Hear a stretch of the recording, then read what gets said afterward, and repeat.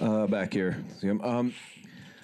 I know you're kind of guarded, kind of coming into this fight as to what you were going to do. You didn't really show your hand too much, but is there a regret, I guess, that you didn't get to show more of what you learned in the last month or a year and a half of training with Duke and everything, that you didn't get to demonstrate your skills a little more?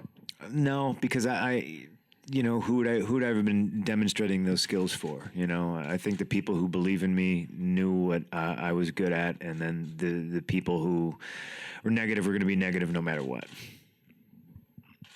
You touched on it, but there was a smile on your face while you're walking to the Octagon that we hadn't seen before. I mean, this was really the culmination of everything. What were you feeling when you hear that familiar music, but it's something else? I mean, what was going through your mind?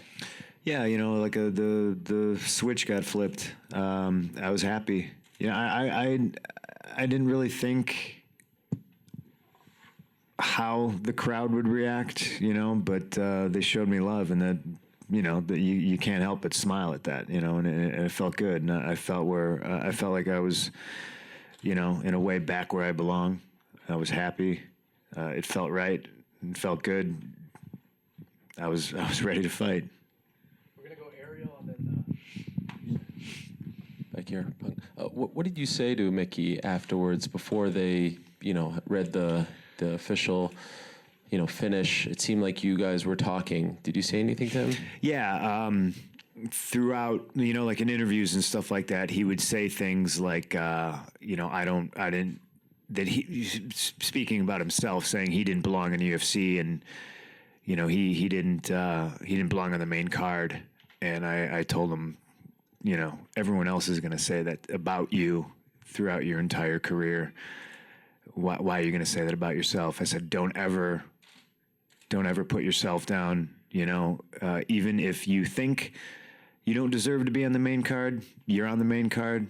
Just shut the fuck up and fake it till you make it. You know what I mean? Like, don't sell yourself short. You know what I mean? And just two other ones. Did anyone from the UFC come up to you afterwards, Dana White, any of the owners, and give you any kind of indication about what they thought of the fight and what your future in the company is? No, I haven't talked to Dana yet. I mean, I could imagine what. I talked to a couple people, and they just shook my hand, said, "Hold your head up, be proud of yourself." But it's not like I fought a good fight, so. And lastly, you've been very sort of stoic throughout this entire process. And of course, you're emotional, and I know you're disappointed in the loss. Are the emotions specifically tied to the loss, or is this maybe some of the emotions of the last 21 months and the ups and downs and everything that you had to go through to get to this point? Is it all sort of coming out at this moment? Yeah, I think it's all coming out, I had back surgery for this, and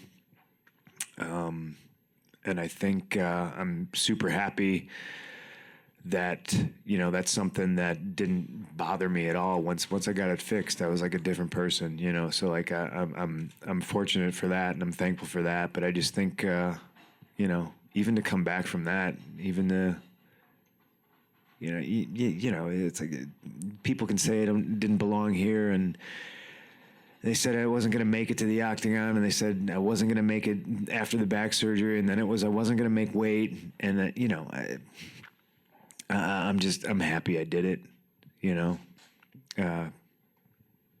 but yeah, there's a lot of emotion involved, sure. Thank you, Phil.